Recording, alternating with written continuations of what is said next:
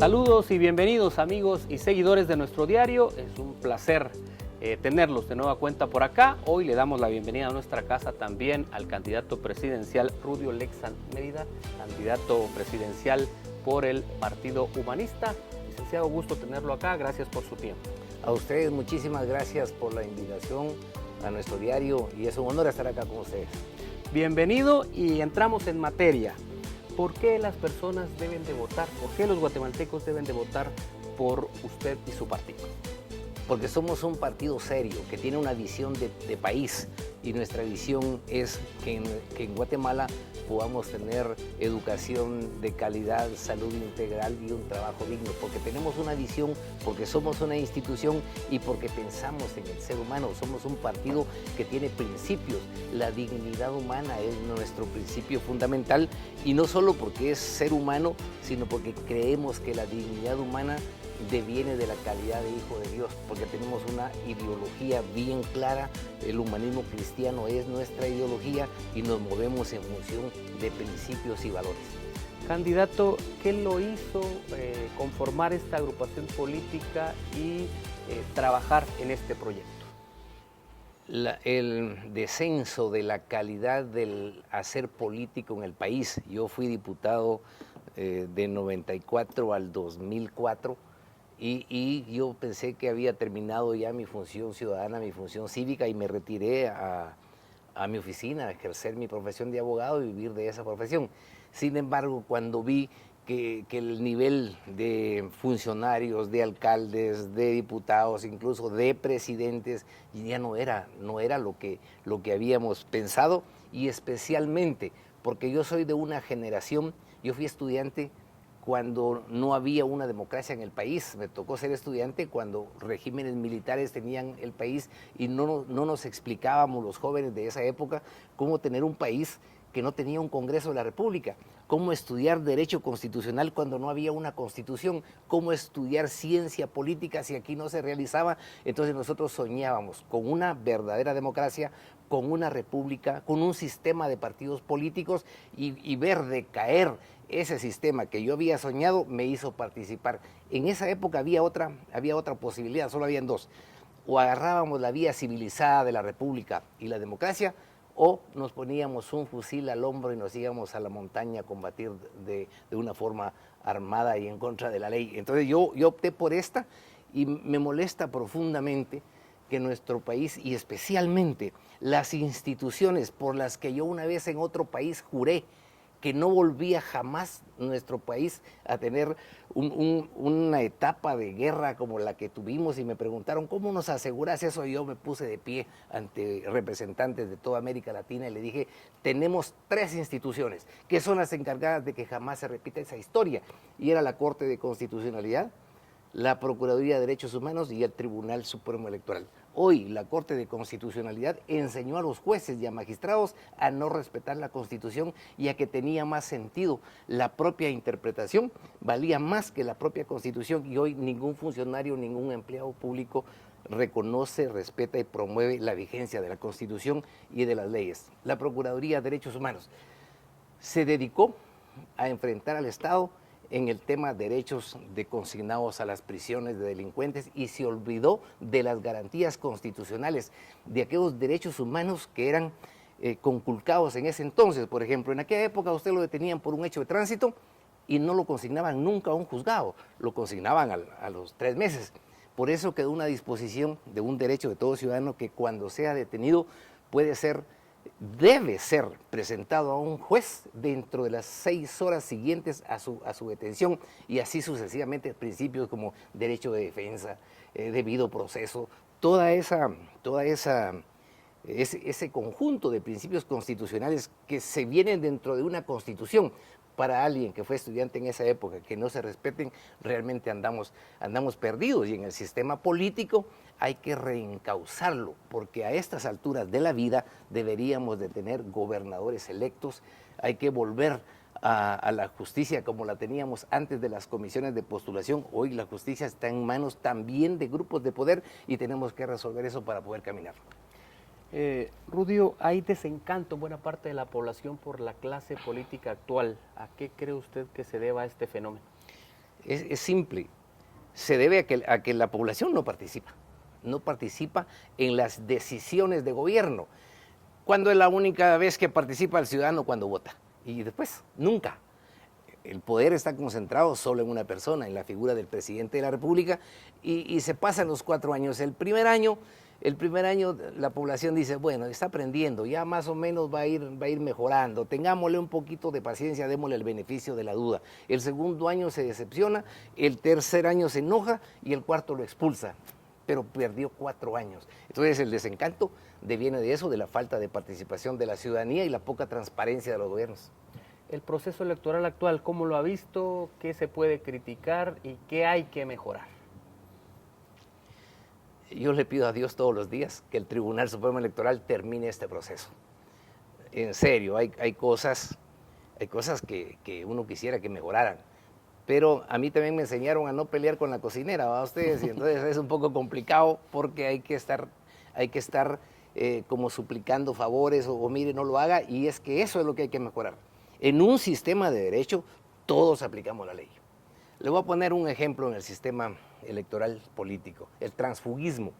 En un momento determinado pensamos que si se prohibía a través del transfugismo, se prohibía que un diputado se cambiara de partido en la siguiente elección, se iban a fortalecer las instituciones y esa institucionalidad del partido político se iba a transformar en una riqueza del sistema político y de la democracia del país, y la participación de la ciudadanía en los asuntos públicos se iba a reflejar a través de la participación en los partidos políticos. Hoy era época, en este proceso electoral, a eso me refiero con hoy, era época de demostrar que se iba a aplicar.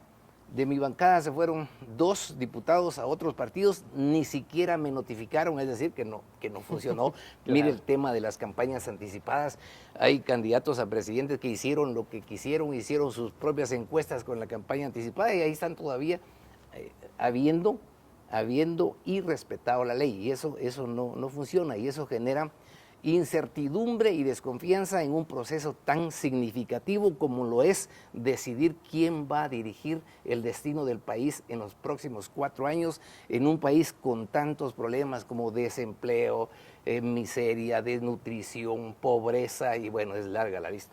Claro. Candidato, dentro de su plan de gobierno, ¿cuál es la prioridad de prioridades? Seguridad. Primero, seguridad. No vamos a ninguna parte. El país no camina si no resolvemos la seguridad, claro, empezando por la seguridad ciudadana. ¿Y por qué? Miren, yo me he reunido con empresarios, con pequeños empresarios, con tiendas de barrio, con transportistas de tuk-tuk, de ruleteros, camiones de basura. Todo el mundo paga extorsión. Y también me he reunido con grandes empresarios y también la van pagando. Entonces la extorsión es un problema serio porque nadie con 2 dedos de frente va a venir a invertir a nuestro país si tiene que pagar extorsión, además de otro montón de cosas. Entonces eso impide la inversión extranjera, la inversión directa extranjera, como se llame, y además el comerciante, nadie que esté pagando extorsión, tiene ganas de poner otro negocio. No va a haber emprendimiento porque hay que pagar extorsión. Entonces no puede ahorrar, o sea, no se puede invertir, no se puede ahorrar. Les he preguntado, ¿usted puede ahorrar? No se puede ahorrar. Y usted paga impuestos menos. Aquí entre nos dice no se puede pagar. Y estos son los 3 elementos del crecimiento económico de un país. No podemos despegar para ningún lado si no resolvemos primero la seguridad. Candidato, ¿cómo mejorar la calidad educativa del país? Eso es grande. Primero, por los tiempos en los que vivimos. Claro. Si nuestro país ha sido señalado de que hay analfabetismo, que hay índices de analfabetismo, imagínense si no incorporamos la tecnología a las aulas universitarias, pero no un curso de informática, no, que tengan una computadora y que trabajen desde los niveles de primaria, y entonces hay que revisar ese currículum, que es el conjunto de cursos que se aprueban en las aulas, y debemos incorporar, pero con carácter de urgente, este tipo de tecnología y estudiar robótica. Estamos a las puertas de la 4ª revolución industrial y si nosotros no hacemos nada, somos un país irrelevante, así se le está llamando ya a los países que no tienen este tipo de información, y nosotros como guatemaltecos seríamos 2 veces analfabetos, así que hay que pensarla bien y hay que trabajar en nuestra educación. Una universidad tecnológica. Hoy, antes de venir aquí, tuve que pasar enfrente de la San Carlos. Me duele porque es mi universidad, y que esté cerrada, que no esté funcionando, y con estas necesidades que tenemos en materia educativa, porque si viene una empresa a invertir al país, ¿dónde va a salir la mano de obra calificada para poder decirle a una empresa, venga a Guatemala, que hay condiciones para invertir? Claro, totalmente de acuerdo.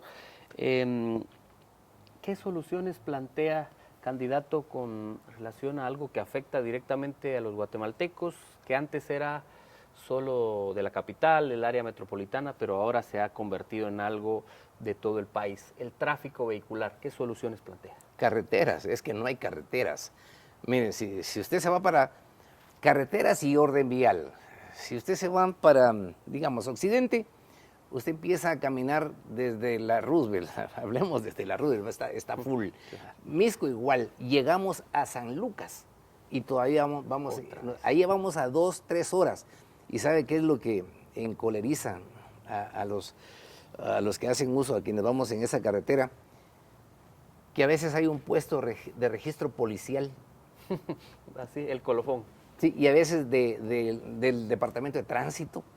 Eso también pasa en Amatitlán cuando uno viene. No salieron ellos a pescarles, ya me iba a poner un puesto de registro y a poner remisiones para incorporar tal vez sus ingresos, pero nos causaron un gran daño. De hecho, ya sufríamos con Chimaltenango, con ese tipo de... Entonces no hay carreteras. Acabamos de pasar por los Amates, y para pasar los Amates de día son 2, 3 horas. Entonces no hay carreteras, no tenemos carreteras y hay que construir carreteras.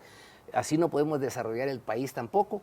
Nosotros tenemos en mente, en nuestro plan de gobierno, una carretera a la orilla del Océano Pacífico, es decir, de Ocosa a Pedro de Alvarado, que va a generar muchas, decenas de playas, de playitas donde pueden haber tiendas y se genera comercio, y eso genera empleo. Además, somos un país que vive de espaldas al mar. Estando en Champerico vimos gente mendigando a la orilla del mar, donde se puede pescar, donde hay tantos recursos del cual se puede vivir, y entonces tenemos que explotar sanamente, por supuesto, nuestros propios recursos marítimos, y esa carretera nos lo va a permitir hacer. Por el otro lado, la franja transversal del norte tiene como 50 años y no la han concluido. Entonces es el abandono absoluto de nuestro sistema de carreteras y del orden vial. Claro. Le voy a pedir, por favor, que vea a la cámara 1 y que Rudio le dé, pues, qué soluciones, qué apoyo plantea usted y su gobierno para los 3,5 millones o un poco más de 3 millones de guatemaltecos migrantes en los Estados Unidos. En el tema de los migrantes hay que hacer varios enfoques. Primero, están los ciudadanos que piensan irse y se van. Se van por falta de oportunidades. Si tenemos oportunidades acá en el país, se invierte acá. En otros programas yo he dicho que si hubiera condiciones de inversión, de trabajar acá, de poder hacer un emprendimiento solo con el dinero que le pagan a los coyotes, que estamos más o menos 200,000 quetzales por persona, ya pueden hacer un negocio acá. Yo conocí un caso de un señor que su hija se murió en México y le dejó una deuda de 200,000 quetzales y 2 hijos. Y no lo estoy diciendo por él, sino esa es la pura realidad. O sea, no son hoteles 5 estrellas los que los están esperando, sino que son los jóvenes los que se están yendo en busca de resolver un problema económico que tenemos aquí para ayudar a sus padres o para sus esposos, esposas, y han dejado su familia para allá. Ahora, los guatemaltecos que están ya en el otro lado, pues primero agradecerles que están manteniendo este país. Los 18,000 millones de quetzales, de dólares anuales, son los que sostienen a este país.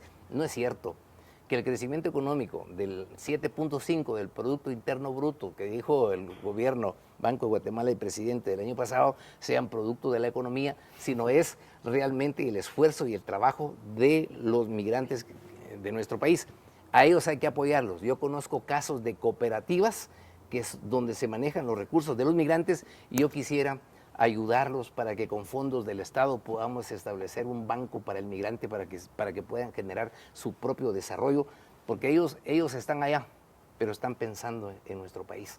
Y yo creo que sí merecen un poco de atención y de respeto y poner a disposición de los migrantes todos los consulados, todas las embajadas de nuestro país para servirles y crear condiciones para que puedan trabajar legalmente en otro país, como por ejemplo legalizar a través de convenios el traslado y trabajo de trabajadores nuestros en otro país. Yo presenté un proyecto de ley de migración circular que regula y legisla el tema. Claro. Hablemos ahora de economía. El 75%, quizás un poquito más, de guatemaltecos que están en edad productiva y de poder trabajar, pues se mueven en el subempleo y la economía informal. ¿Cómo entrarle a ese tema? Que están en edad y necesidad de trabajar. Yo le pregunté al ministro de Trabajo, mire, ¿cómo está el desempleo? Y dice, solo el 2% no tiene trabajo en Guatemala. Es absurdo, pero ni en los países más desarrollados. Y entonces llamé al Congreso, a la bancada, a la gente del INE, Instituto Nacional de Estadística, que es quien hace la encuesta. Y le pregunté, ¿cómo hace? Explíqueme, ¿qué pregunta? Y me dijo, mire, nosotros tocamos la puerta y le preguntamos, ¿usted trabaja? Y me contesta, no. ¿Y de qué vive? Pues de una remesa familiar. Ah, o sea, que trabaja. Entonces, imagínense, ya se quitaron a toda la gente que vive de las remesas familiares. Luego, ¿y usted trabaja? No. ¿Y de qué vive? Pues salgo a lavar vehículos ahí a la vecindad. Ah, o sea que sí trabaja. Y con esos criterios todo el mundo trabaja. El nivel de desempleo en el país tiene relación con la economía informal, porque de algo tenemos que vivir y todos los guatemaltecos estamos viendo cómo salir adelante y algo, aunque sea vender chuchitos, pues, pero algo. Aquí hay que hacer algo para poder sobrevivir.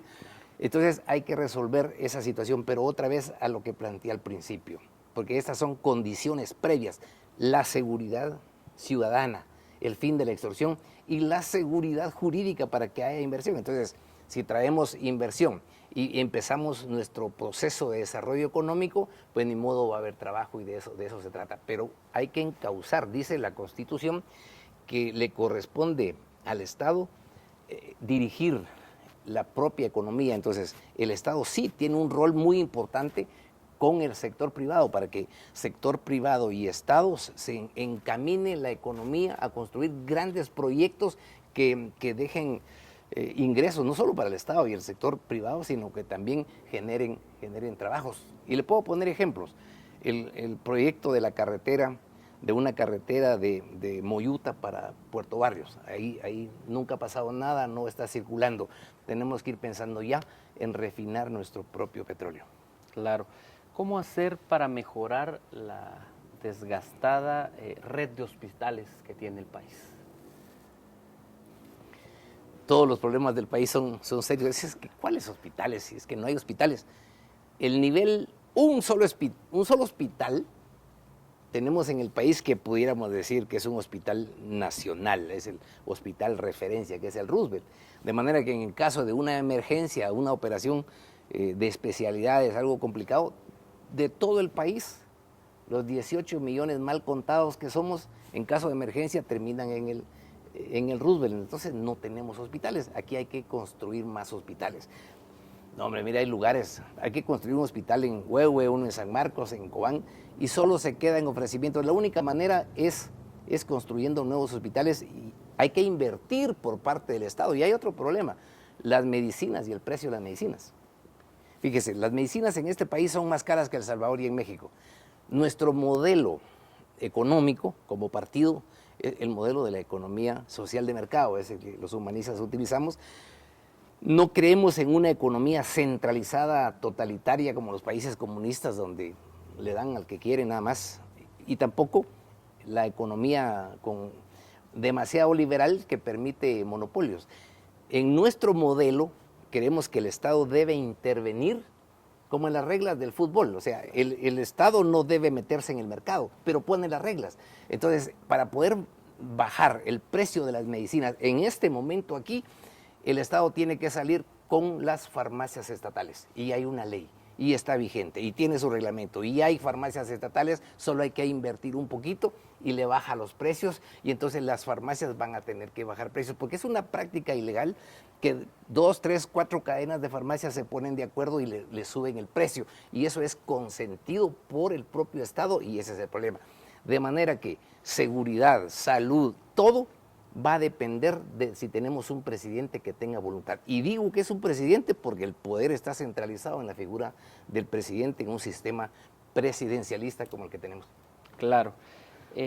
Hablemos de otro tema importante. ¿Cuál será su relación de ser electo como presidente de Guatemala con los sindicatos de este país, sindicatos estatales, por decirle algo, los de educación o los de salud, que son, digamos, los más mediáticos y los más conocidos? Hay que dialogar. Hay causas justas de los trabajadores y por eso es que existen los sindicatos en un momento de nuestra propia historia, pero están cambiando los tiempos y hay que estar claro que están cambiando los tiempos, porque los sindicatos lo que están haciendo y no es correcto y no es justo es detener la economía del país. Los sindicatos, que es más o menos el caso, que cuando se quiere protestar se toma una carretera. Y el daño que están causando es enorme. El Estado no puede consentir eso y mi gobierno no permitiría los tapones, paralizar carreteras por las pérdidas que causa. Gente que ha venido en ambulancia se ha muerto y entonces hay que usar la fuerza del Estado para hacerlo. Pero insisto, primero se dialoga. No se puede, hay que tomar otro tipo de medidas. Nosotros planteamos que el Estado es para el ser humano. Para resolver las cosas relativas a la dignidad humana, a la vida humana en sí, a sacar adelante el país, hay que cambiar las leyes. Y si eso implica cambiar la Constitución, hay que cambiarla. Y si eso implica denunciar tratados, hay que denunciarlos, pero hay que resolver los problemas uno por uno para que nuestro modelo empiece a caminar. Alguien me preguntó cómo quisiera ser recordado, que conmigo empezó el crecimiento económico del país y esperamos que finalmente nos lleven a un nivel de desarrollo humano. Extorsiones. ¿Cómo erradicar ese flagelo que tiene de rodillas a miles de guatemaltecos? El uso racional de la fuerza. Yo no creo en la pena de muerte que se está discutiendo ahora, un indulto. Esa no funciona. Primero, porque no la pone el presidente de la República, la hace un juez. Segundo, es un delito que lo legisla el Congreso. Entonces el presidente no tiene nada que hacer ahí. La extorsión se va a resolver a través de la prevención del delito, que no le corresponde ni al organismo judicial ni al Ministerio Público, es eminentemente del Ministerio de Gobernación y que es preparar una fuerza pública bien armada, no hay que asustarse, hay que hacerlo, bien armada, suficientemente armada, que hay que cambiar leyes, cambiémosla, suficientemente armada y enfrentarse directamente con el crimen y combatirlo ahí, en directo, infraganti, con las manos en las armas y en el lugar de los hechos, y si ahí hay pérdidas de vida, yo creo que vamos a tener que aceptarlo porque no podemos permitir que mueran niños, secuestro, que tengan la economía complicada solo por un grupo de delincuentes. Pero no son solo los jóvenes tatuados, como miramos en El Salvador. Hay gente de corbata metida en este negocio y hay que resolverlo. Si no resolvemos ese problema de la extorsión, ese es el primer paso. Hay otra cosa, nosotros queremos evitar que los jóvenes terminen en el crimen y entonces sí creemos en la prevención del delito y vamos a crear el Ministerio de la Juventud, en el que la sociedad civil y con recursos del Estado tienen que trabajar a los jóvenes, pero estoy hablando de casi niños, 12, 13 años, para formarlos en algún empleo, para formarlos en un arte, en cultura, porque hay que desarrollar los talentos de las juventudes y hacerlo realidad con fondos del Estado. Y esa es la mejor manera de prevenir el delito. La mejor inversión en materia de seguridad es el Instituto de la Juventud, o mejor dicho, el que ahora es el Instituto de la Juventud, que no sirve para nada, que no tiene nada, en un verdadero Ministerio de la Juventud y que no tiene que ser más burocracia. Yo creo que el ministerio que ahora funciona, que es el Ministerio de Cultura y Deporte, sería solo transformado para que se encargue de los jóvenes. Claro. Hablemos ahora, para usted, candidato, ¿es necesario que el ejército salga a las calles para garantizar la seguridad de los ciudadanos? No como una misión especial, pero sí, hay casos que sí. Si me pregunta cómo va a ser la extorsión en los primeros meses del gobierno, la Policía Nacional Civil actual ha sido rebasada. Necesitamos sacar al ejército a las calles, pero es que el ejército no nos es útil solo en las calles. El ejército tiene un componente, yo creo que es la única institución jerarquizada que se mantiene en medio de este caos, y un presidente que va a ser fuerte con el crimen necesita del respaldo de una fuerza armada para poderlo enfrentar. En cuanto a sus planes para los agentes de la Policía Nacional Civil que por X o Y circunstancia deciden o se ven obligados a pasarse del otro lado, al crimen organizado y a dejar de cumplir sus funciones, ¿cuáles son los planes y para controlar este tipo de cuestiones? Una fuerza policial como la que yo estoy explicando para combatir la extorsión tiene que ser una inversión grande en la inspectoría, en la contrainteligencia. Hay que controlarlos. Los registros que practica la policía son ilegales. Es decir, ahora con la tecnología que tenemos, un registro de una patrulla se puede grabar e informar a los superiores qué es lo que están haciendo. Entonces hay que tener bajo control. No es una carta abierta y libre que se le va a dar al policía, sino se le va a decir que se le está controlando y tenemos que gastar y tener que tener gente especializada en controlar, porque un policía que quede mal, queda mal toda la institución. Claro. Y hay que castigarlos doblemente. Y hay otra cosa. Hay que trabajar la doctrina del uso de la fuerza. Actualmente el policía tiene que esperar que el delincuente le dispare, hay que cambiarlo. El policía puede hacer uso racional de la fuerza y especialmente cuando está previniendo un caso, es decir, llegó al momento donde se va a realizar el crimen, llega antes, de manera que el grupo criminal que venía a hacer un secuestro o a cometer un delito, con quien se va a enfrentar es con esa fuerza policial. Pero además de eso, no podemos consignar a los tribunales a un policía porque se enfrentó con un delincuente y murió el delincuente. Entonces eso no ayuda a la propia policía. Tenemos que crear un mecanismo disciplinario interno y que se establezca que un policía que participó en el combate al crimen no puede ser consignado a un tribunal hasta que no lo determine un órgano de disciplina interna policial de que sí hubo exceso y hay razones para creer que pudo haberse pasado en la fuerza. De manera que tenemos que cubrir ese tipo de casos. Una vez me reuní nos tocó, había muchas instituciones, y me encontré con fiscales, representantes del Ministerio Público, jueces, yo representaba la PGN, y les dije, ¿saben qué tenemos de común acá? Que todos fuimos estudiantes cuando había guerra interna, y especialmente lo de la San Carlos, porque había pocas universidades, desarrollamos cierta animadversión contra un soldado, contra un policía, que es el que nos perseguía. Entonces, policía que va a llegar a un policía que llega a un tribunal sale condenado, aunque no haya ninguna causa justificada para una condena. Claro. La erradicación de las drogas, ¿cómo entrarle a ese problema que es grande, que es inmenso? Mire, el narcotráfico es un delito internacional, no lo puede resolver solo Guatemala, hay que tratarlo con los países que lo producen, especialmente con quienes lo consumen, claro, y capturar a los capos del país consumidor, de acá y de allá, para poderlo tratar. Pero en ese tema nosotros también como país debemos invertir en que no se haga uso de las drogas. Es decir, explicarle a las juventudes el daño. Yo miro ahora que la gente fuma menos que hace unos años, por una ley y todo esto. En un tiempo, el whisky era prohibido en Estados Unidos. Estamos hablando de la historia de Al Capone y toda esa cuestión. Pero cuando estaba prohibido, era cuando más había, claro, en el mercado. Para poder penalizar, digamos, las drogas, no lo puede hacer solo un país. Claro. Lo tiene que hacer un conjunto de países, claro, porque es a nivel mundial. Pero es mucho más importante que nuestro combate a las drogas se enfoque en que la juventud guatemalteca no las consuma.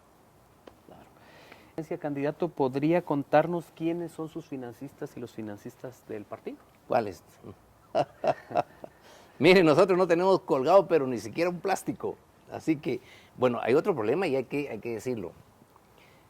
el control y la legislación en materia electoral ahuyenta a cualquiera que quiera donar un centavo, ¿Sí? porque tiene que llenar formalidades, tiene que llenar requisitos, tiene que firmar un libro, tiene que declarar sus finanzas y abrir su contabilidad a la inspección, no solo del tribunal, sino hasta la Contraloría de Cuentas, etcétera. Así que la gente se ahuyenta. Nosotros vamos con nuestro carro, con nuestro combustible y nos vamos pagando nuestra propia cuenta. Bueno, tenemos algún ingreso de financiamiento público como consecuencia de la campaña anterior, claro, y de ahí eso hemos estado gastando. Claro. ¿Puede contarnos, me imagino que usted ya lo analizó, ya lo consultó con la almohada, como se dice, ¿verdad? ¿Quiénes conformarán su gabinete de gobierno? ¿Puede darnos algunos nombres de las personas, de los profesionales en los que usted confiará para que sean parte de su gobierno? Tal vez no nombres uno, pero yo sí lo pienso. Por ejemplo, el licenciado Paniagua sería mi ministro de Gobernación. Yo lo conocí cuando era un joven policía, muy bueno, y tuvo una carrera policial. Hoy es un abogado penalista, catedrático universitario, fue director de la Policía Nacional Civil y me encantaría que fuera mi ministro. Espero que al decirlo no se me arrepienta. Claro. Yo ya tengo listo hasta el fiscal general de la República, así que aquí ya estamos listos. Ya está preparado en ese tema. De los actuales contendientes, de los presidenciables, veintitantos que están inscritos y están en esta carrera por llegar a la máxima magistratura, ¿con quién podría usted sentarse e incluso invitarlos a hacer gobierno y con quién definitivamente no?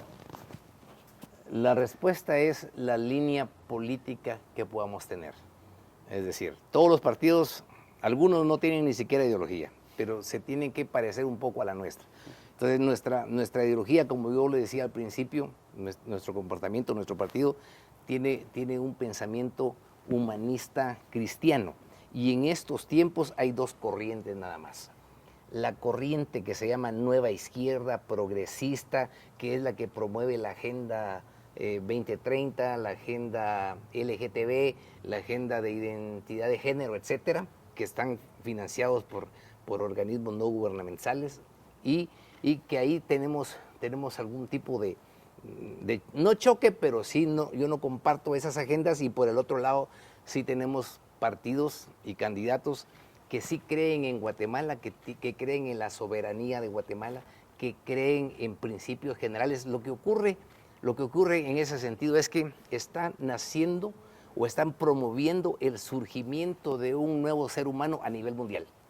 Y ese nuevo ser humano, a partir de la posmodernidad, y los creadores de esa posmodernidad están desconectados de principios básicos. Ellos dicen las grandes verdades ya no existe, no creemos ni en capitalismo, ni en comunismo, ni en evolucionismo, ni mucho menos en cristianismo. Entonces, el ser humano que se está promoviendo ahora, para que exista, se tiene que terminar con la cultura. Tiene que ser el fin de la cultura primero, para que pueda surgir ese nuevo ser humano. Pero ese nuevo ser humano no respeta autoridad de padres, no respeta autoridad del maestro, de los catedráticos, porque ya no cree absolutamente en nada, no respeta iglesia, no respeta fe. Es él mismo y sus instintos y sus placeres. Es el último hombre de Nietzsche, como él lo decía. Hoy estamos frente al último hombre de Nietzsche. Entonces, ¿cómo me relacionaría yo y cómo haría gobierno conjunto con quienes tengan esa convicción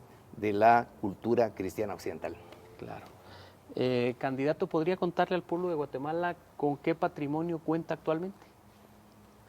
El partido se ha mantenido hasta acá con los propios ingresos de la deuda pública, y si hablamos de patrimonio, si está hablando del patrimonio del partido y de lo que vamos a hacer campaña, lo estamos haciendo con nuestros propios medios. Le preguntaba el suyo, candidato. Yo soy un abogado, yo he ejercido mi profesión de abogado, y no pasamos de tener la propia casa familiar y otra casita que dejamos antes en otro lugar, y nada más que eso. No soy ningún capitalista, yo vivo del ejercicio de la profesión liberal, y no necesito mucho dinero para ser feliz. Soy feliz con lo que tengo, y no necesito ser millonario ni irle a robar al Estado para poder tener mi felicidad. Así que lo que yo iba a tener ya lo tengo y soy feliz con eso.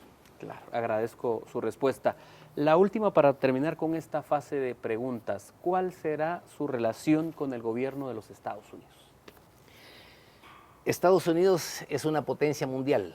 La geopolítica se está moviendo, está surgiendo otros poderes como China, los BRICS, Rusia, India, pero Estados Unidos va a seguir siendo una potencia mundial y nosotros como país, por la situación geográfica de donde estamos, es inevitable porque estamos bajo la sombría, bajo la protección de Estados Unidos y nuestra relación tiene que ser como nuestro principal socio comercial.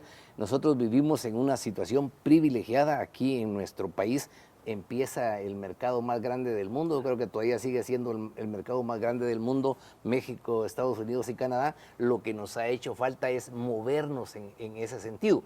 Yo en otros lados me han preguntado, dice, ¿pero qué vas a hacer con China o Taiwán? Le digo, ves que si China está prosperando y si China nos compra nuestros productos, también hay que hablar con ellos porque necesitamos oportunidades de ir a vender. No porque ya lo tengamos, miren, si nosotros tenemos capacidad, digamos que solo agrícola, por ahora, solo agrícola, pues entonces, ¿qué necesitan los chinos?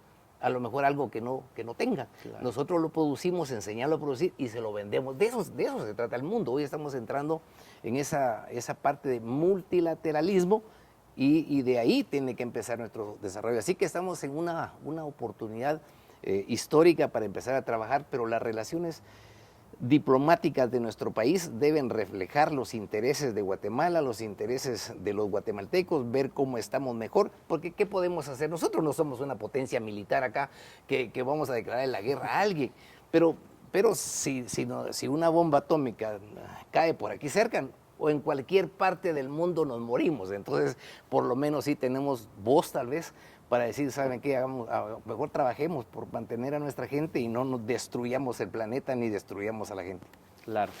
Terminamos las preguntas directas, ahora vamos a pasar, desde hace 25 años que nuestro héroe nació y que empezó a llegar a todos los rincones de nuestro país, se preocupó por darle voz a la gente, ¿verdad? Por medio de sus sondeos, todos los días los guatemaltecos cuentan sus historias, sus penas, sus alegrías, y pues ahora no es la excepción. En esta entrevista también, en alguna parte de nuestro país, un guatemalteco o una guatemalteca tiene la oportunidad de hacerle preguntas directas a los candidatos, así que lo invito por favor para que podamos ver y escuchar lo que los guatemaltecos están viviendo. Así que por favor lo invito, candidato.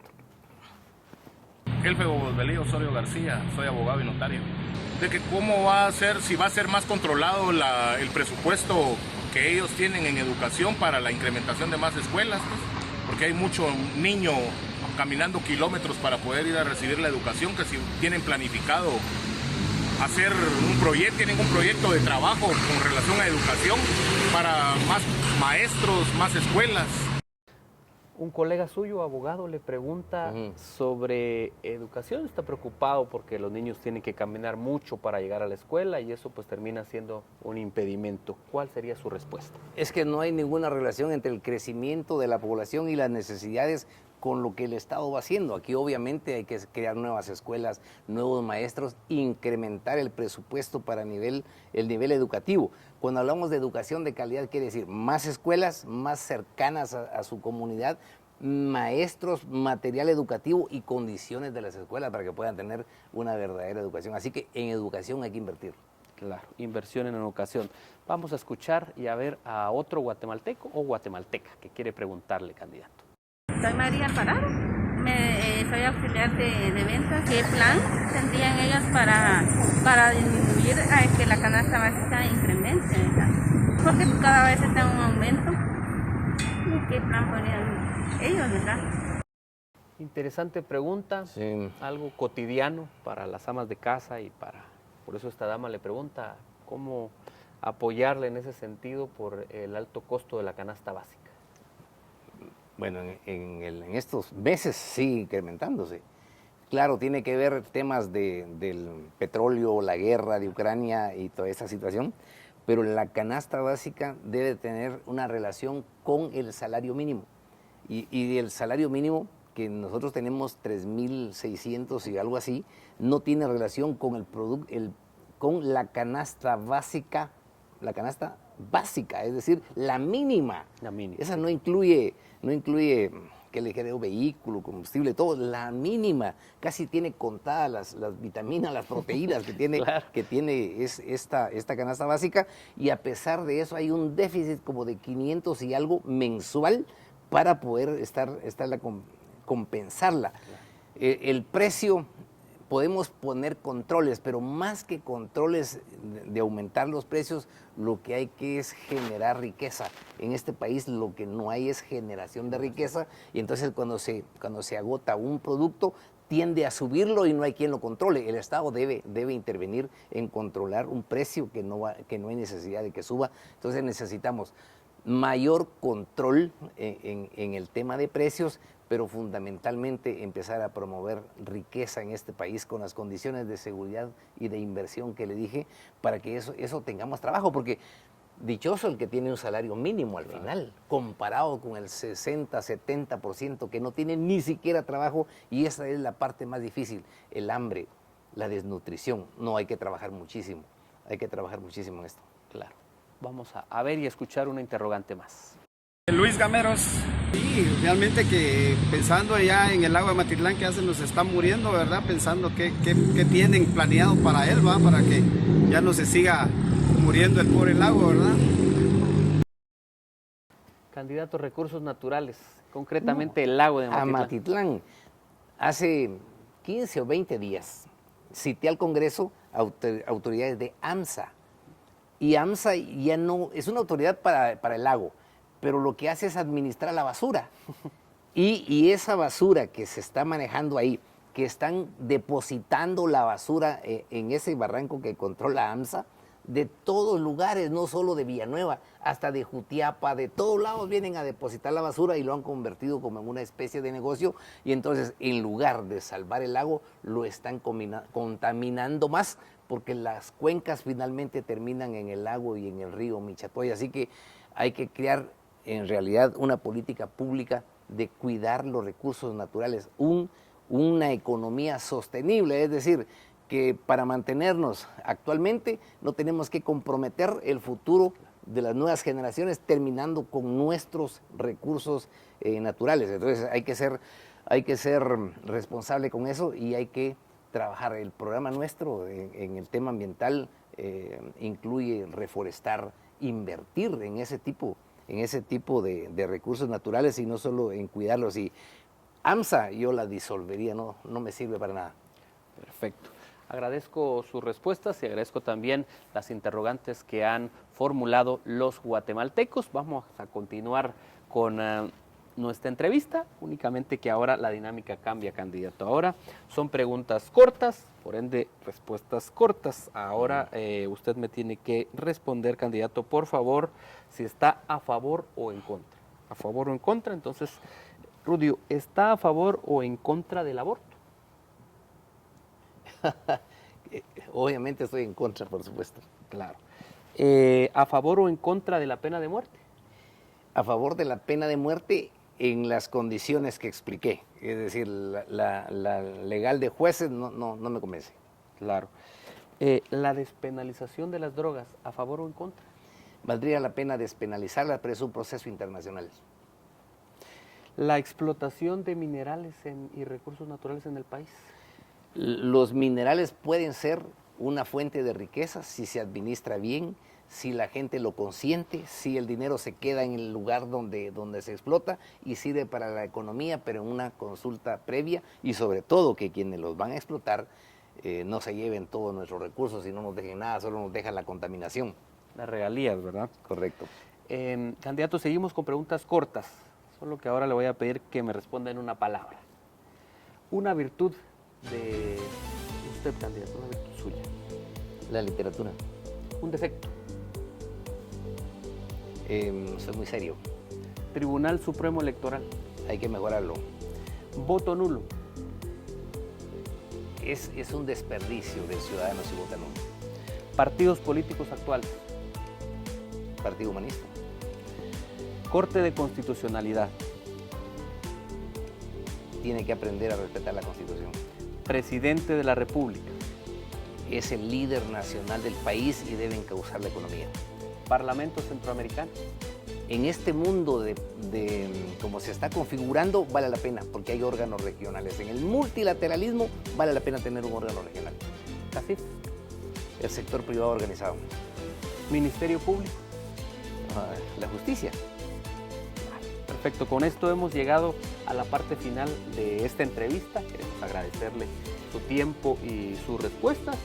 Por supuesto, desearle mucho éxito en lo que resta de la campaña, y a usted que está del otro lado de la pantalla también, muchas gracias por acompañarnos en este ejercicio democrático que hace nuestro diario que desde hace 25 años en Guatemala es Las Noticias como Son.